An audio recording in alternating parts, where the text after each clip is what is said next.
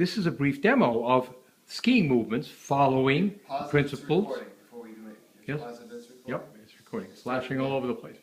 Good. Okay. This is another example of how core integration principles work, for example, with something like skiing. Skiing follows certain basic principles, the same basic principles that every other activity does, walking, running, tennis. You can go, only have 6 directions. And Scott here is going to demonstrate those basic directions, and we're going to use it in a ski context. So you'll remember that in our core integration structure or mapping of the body, we have certain movements, right? So if you were on a ski slope, Scott will demonstrate the movements of the hips, legs, and upper body, and he is now on the virtual ski slope, and he's doing it very slow, and he's going down, and you'll see that he's turning the hip in a particular way. He's got the hip, the trochanters, get down to those trochanters below the hip. There he goes, and he's in fast motion. You'll also know that his knees are directly over the feet, so there are no stresses through the knees, because the knees are the knees are continuously aligned with the feet. Would you demonstrate that to one side again?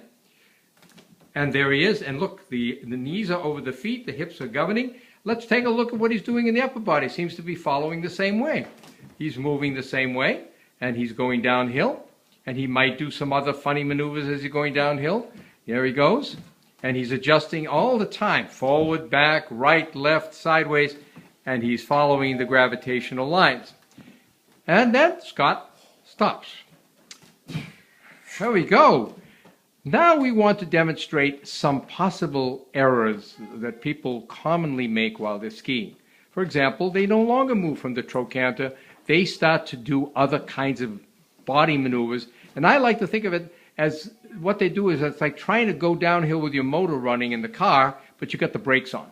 So here we're going to have an example of interrupted movement. Here we go. So he's down the hill now and he's really struggling. He's using the muscles and he's struggling and he's fixating and he's trying to make those turns. And he's A lot of people don't, they turn the wrong way. Now we can tell you exactly what he's doing. There we go. They come to the turn, instead of keeping themselves down the hill like this way, swiveling the hip, they'll be rigid and turn like this. There we go.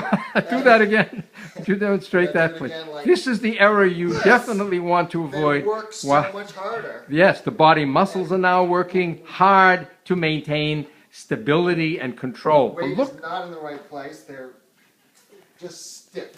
I know a lot of people that get through it because they're strong. Yes. But strong does not make for efficiency. In And fact, it's wearing out his joints. He's getting strong muscles and weaker joints. And they're wiped out by then today. Here I am, not particularly fit, and I ski all day, and I am fine because I'm moving the right way. Yes, you can see the swivels. I've got some guys that really? I'm not.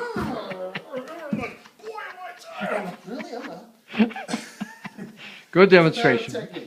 There we go. And this again to demonstrate that the way those movements take place are by the efficient use of joints, fast moving, responsive, not held and bound, not muscle bound, not movement bound, not brain bound, but free and easy, flowing down the hill. And there he goes. Look, his side movements. Look at those side movements. Whoa!